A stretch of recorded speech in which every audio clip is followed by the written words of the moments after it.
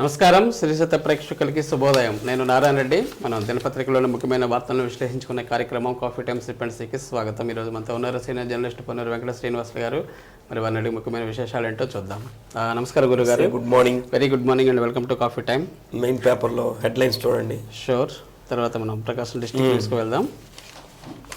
So ముందుగా సాక్షిలో చూస్తే చక్కదిద్దారు ప్రభుత్వ పాఠశాలల్లో సమూల మార్పులు, అవస్థలను తొలగించి ఆధునిక చదువుల బాట, డిజిటల్ బోధనకు 62,000 ఐఎఫ్పి స్క్రీన్, 33,000 స్మార్ట్ టీవీలు, ట్యాబ్లు. ఇక రాహుల్ గాంధీ భారత్ న్యాయయాత్ర, తూర్పు నుంచి పశ్చిమ భారతదేశానికి బస్సు యాత్ర, పాదయాత్ర. జనవరి 14 నుంచి మణిపూర్లో శ్రీకారం, మార్చి 20 ముంబైలో ముగింపు. ఇక అమెరికాలో ఘోర రోడ్డు ప్రమాదం, 6 ఏపీ వాసుల దుర్మరణం, మృతుల్లో 5 ముమ్మిడివరం ఎమ్మెల్యే సతీష్ కుమార్ పినతండ్రి కుటుంబ సభ్యులు, మరో వ్యక్తికి తీవ్ర గాయాలు. ఇది చాలా ఘోరం సార్. ఇక అంగన్వాడీ అక్క చెల్లెమ్మలకు రాష్ట్ర ప్రభుత్వ విజ్ఞప్తి అని చెప్పేసి అంగన్వాడీలకు ఒక ప్రకటన ఇచ్చారు. విజ్ఞప్తి చేశారు. ప్రస్తుతానికి పెంచే యోచన లేదు అని. ఇక ఈనాడులో చూస్తే పేరుకే పెద్ద, గనుల్లో గద్ద, దాచేస్తే దాగని ఖనిజాలు, ప్రైవేట్ లిమిటెడ్ కంపెనీలుగా గనుల శాఖ అని చెప్పేసి ఒక వార్త వచ్చింది. ఇక టికెట్ ఇచ్చినా పోటీ చేయను వైకాపా గిద్దలూరు ఎమ్మెల్యే అన్న రాంబాబు, పార్టీలో ఓ వర్గం అవమానాలకు గురి చేస్తుందని ఆవేదన. ఇక నచ్చని వారు పోతారు, సీఎంతో భేటీ అనంతరం సజ్జల వ్యాఖ్య, ఎమ్మెల్యేలతో వైకాపా ప్రాంతీయ సమన్వయకర్తల చర్చలు, అనంతరం సమన్వయకర్తలతో సీఎం జగన్ భేటీ. ఇక సంక్రాంతికి రాకుండానే అనంత లోకాలకు అమెరికాలో రోడ్డు ప్రమాదం గురించి.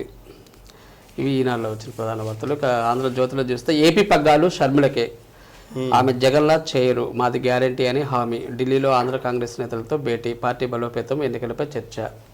ఇలాగైతే మా దారి మాదే, సీఎంను కలవడానికి వస్తే అవమానిస్తారా, పైగా సీఎంఓ అధికారి మా తప్పులు చెబుతారా అని చెప్పేసి ఒక వార్త వచ్చింది. ఇక అంగన్వాడీ కథం తెక్కిన అంగన్వాడీలు, రాష్ట్ర వ్యాప్తంగా మంత్రులు ఇల్లు ముట్టడి.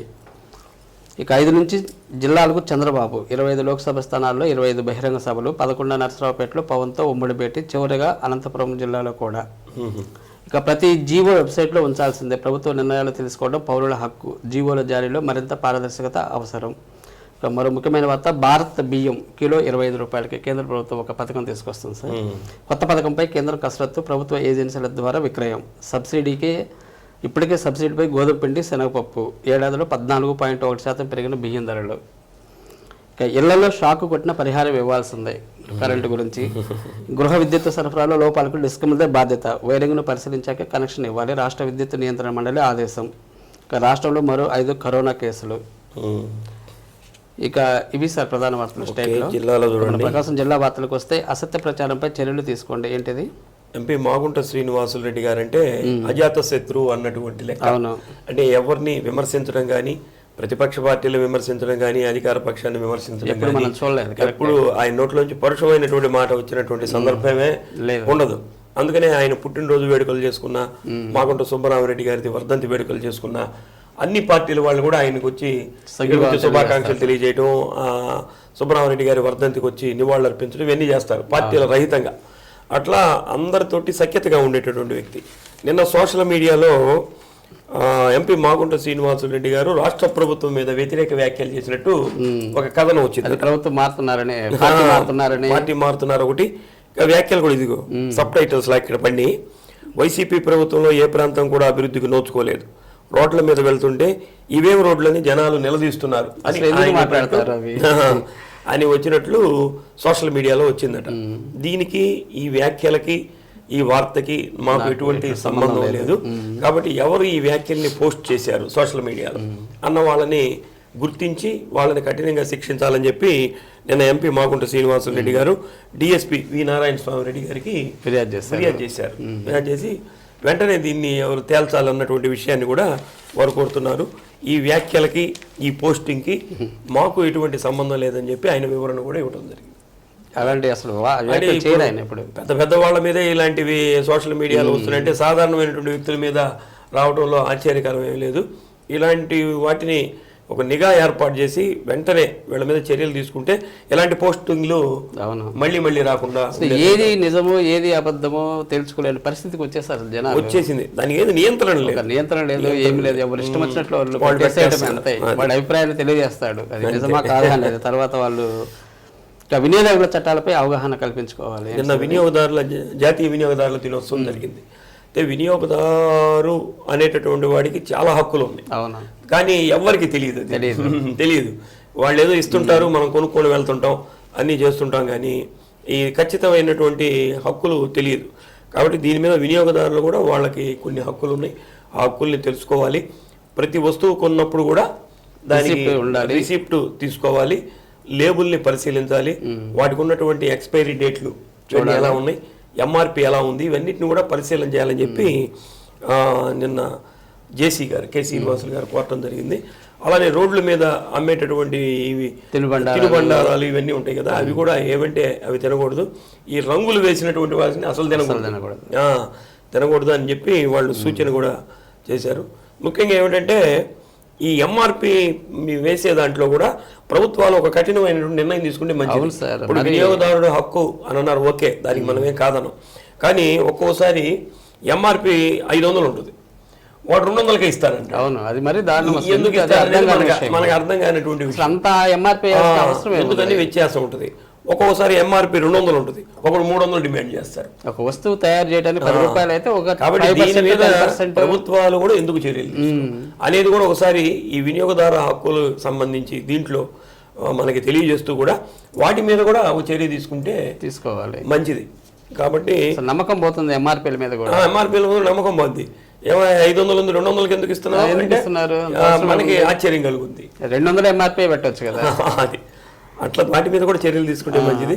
ఏదైనా వినియోగదారుడికి తన డబ్బు చెల్లించి కొనుక్కుంటున్నాడు కాబట్టి కంపల్సరిగా దీని మీద తీసుకోవాలి. అలానే వినియోగదారుడు అంటే సర్వీస్ సెక్టార్ కూడా వినియోగదారుడి కిందకి వస్తుంది. కొంతమంది సర్వీస్ ఇస్తుంటారు, అంటే కొనుగోలు చేయరు, సర్వీస్ ఇస్తారు డబ్బులు తీసుకొని. వాళ్ళు కూడా సర్వీస్ బాగా చేయకపోయినా సరే వాళ్ళ మీద కూడా వినియోగదారుడి హక్కు ఉంటుంది, అంతేగా. కాబట్టి దాన్ని కూడా ఉపయోగించుకోండి అని చెప్పి ఒక అవగాహన కల్పించారు. ఇది నిరంతరం జరుగుతూ ఉండాల్సినటువంటి ప్రక్రియ అంటే బాగుంటుంది. ప్రతి షాపులో కూడా ప్రతి మాల్లో కూడా వినియోగదారుల హక్కులు ఏవైతే ఉంటాయో ఒక డిస్ప్లే బోర్డు కూడా ఏర్పాటు చేస్తే మంచిది, చాలా మంచిది. ఇక 30న బీసీలో మరో స్వతంత్ర పోరాట యాత్ర అంటే సార్ దేనికోసం ఇది?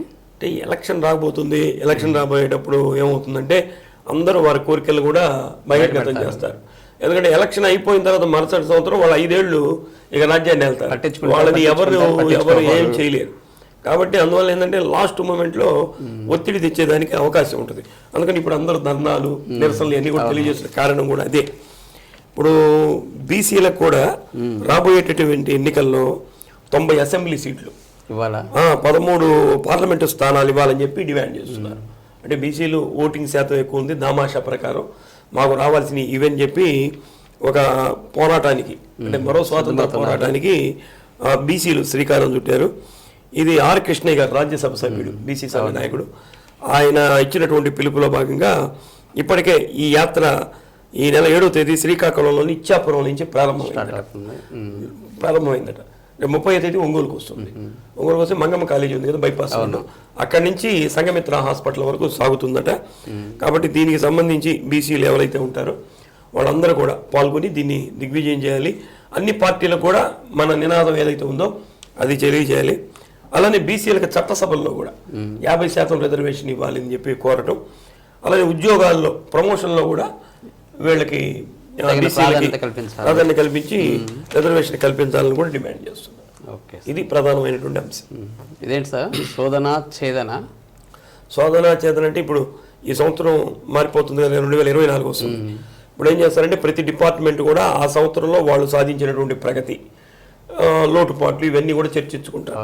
దీనికి సంబంధించి మనకి లా అండ్ ఆర్డర్ అంటే ఎస్పీ గారి కార్యాలయం పోలీస్ డిపార్ట్మెంట్ ద్వారా లాస్ట్ ఇయర్లో అంటే 2023 సంవత్సరంలో సాధించినటువంటి ప్రగతి ఏ విధంగా ఉంది, కేసులు ఏ విధంగా పరిశోధన చేసాం, ఎన్ని పరిష్కారం చేసామని నిన్న ఎస్పీ గారు కూడా దానికి సంబంధించిన ఒక సమీక్ష లాగా సంచలనాత్మక కేసుల్లో వేగవంతంగా 24 గంటల్లోనే కేసులు కొలిక్కొచ్చినటువంటి సందర్భాలు కూడా లాస్ట్ ఇయర్ బాగా చేశారట.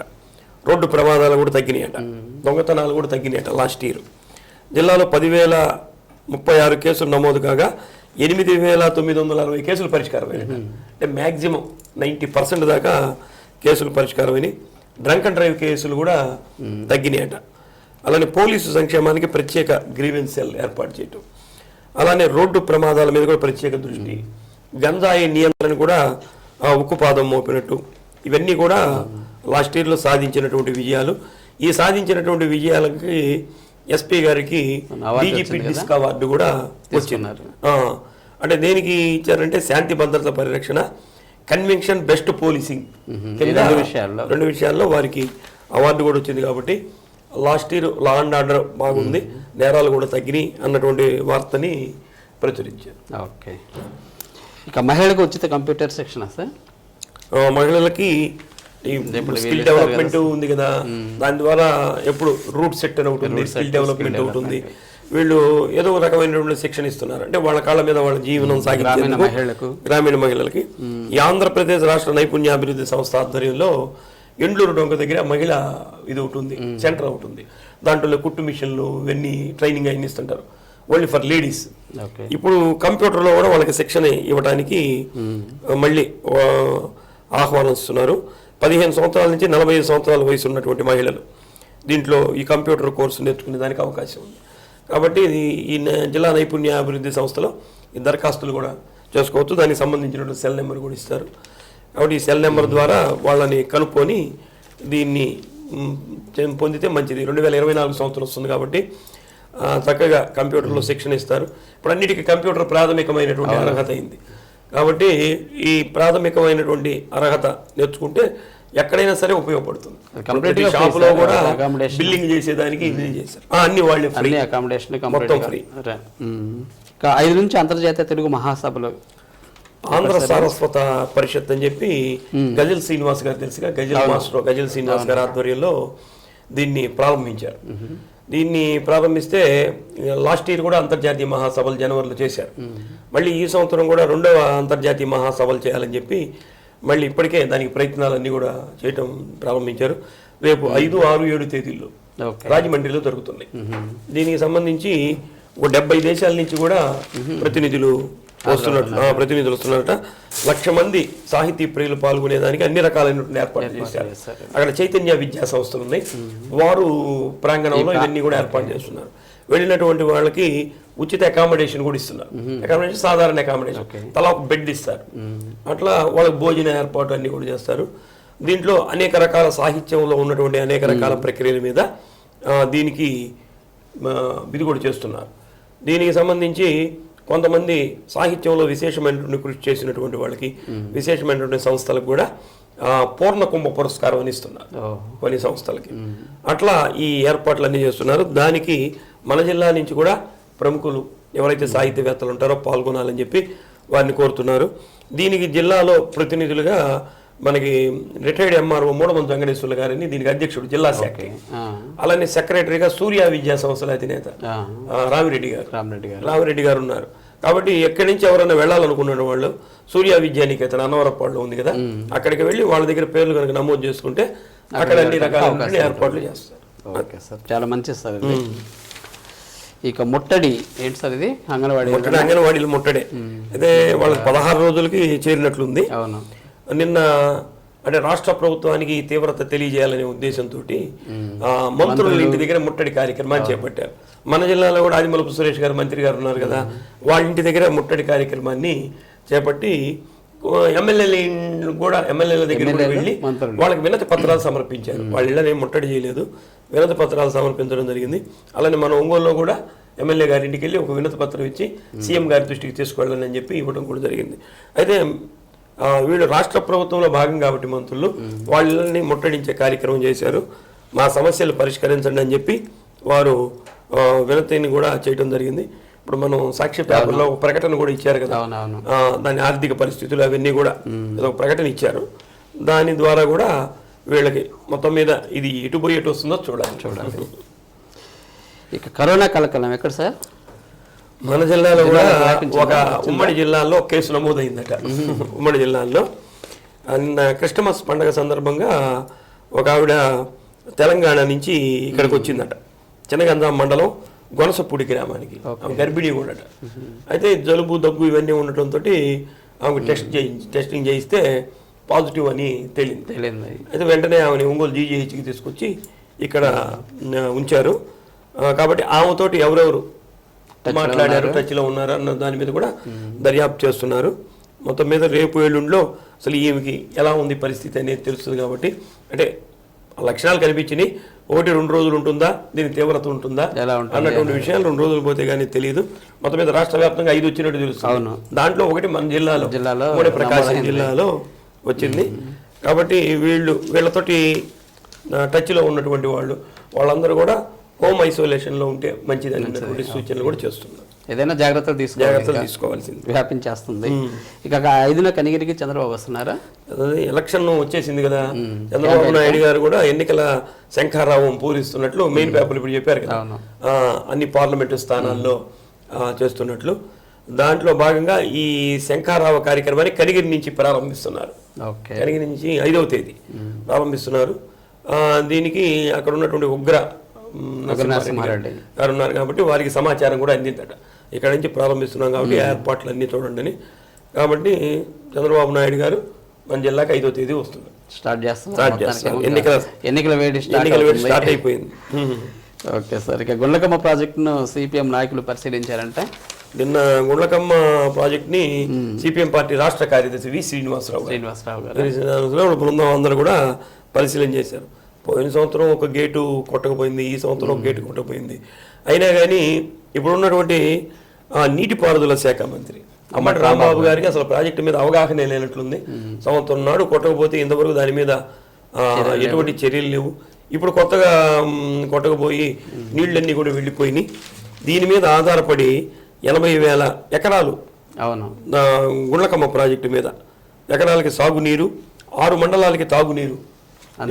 చిన్నది కాదు ఈ ప్రాజెక్టు, పెద్ద ప్రాజెక్ట్ ఇది. దీనికి నీళ్ళన్నీ కూడా వెళ్ళిపోయినాయట.